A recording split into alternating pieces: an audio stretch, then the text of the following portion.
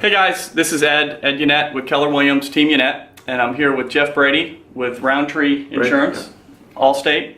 We're going to do a quick video on the change of the flood maps and the importance of that and how that's going to affect the price of real estate, your monthly bills and things like that.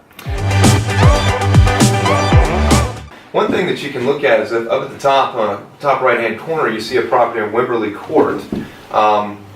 These two. And some of these that are going to be cut off, that's what we're looking at. Those are still going to be rated AE, but the one thing I'd like to point out is that even though some of these homes were built prior to there being any maps in place, one thing to look at is you'll notice up here shows AE 10. That's that current map. So some of these properties may not be going completely out of the flood zone, but let's just look back here and we see they're going to AE 12 now and they're going to AE 10, which means that in some cases a homeowner, while they may not be completely coming out of the zone, their actual elevation at that point may work in their favor. And I'll give you an example. We had a property out on Wilmington Island that we're working on where right now it's 3 feet below the requirement. It's in an AE 14 flood zone. And that particular property is going to an AE 10. At that point, we advised the seller to look at getting an elevation certificate, and they found out that the house is actually at 11.3 feet.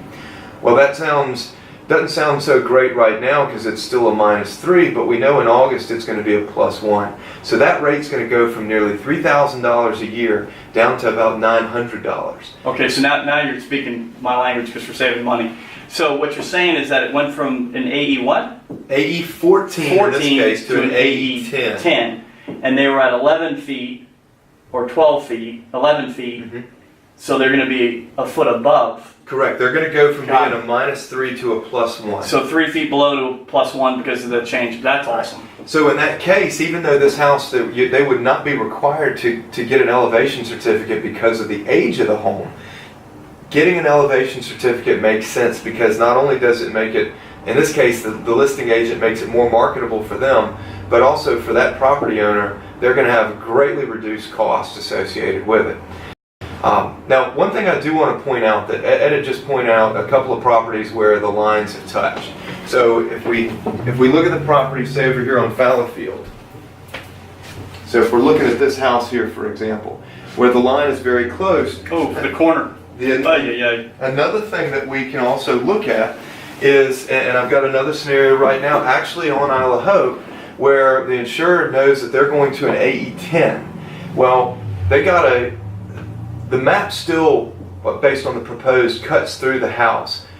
Because these things aren't perfect. They may be really good as far as ground contours and change in elevation, but they're not necessarily perfect.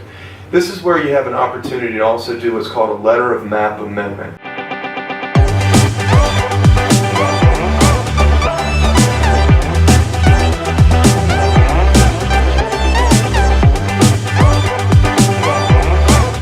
And what that means is that if you get an elevation certificate for a house that's in those special flood hazard areas, say in this case the AE flood zone, and the lowest adjacent grade is above that requirement. So in this case, the ground level at the lowest point next to the house is at 10.1 feet.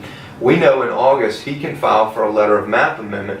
Even though he's still going to technically be in the AE zone, they will pull him out and change him to an X, because he can demonstrate that the house is above the required level, which gives him some flexibility as a property owner to not only be able to do more improvement to the house, it also cuts his costs down on his insurance, and gives him more flexibility to make the house truly his as a new property owner.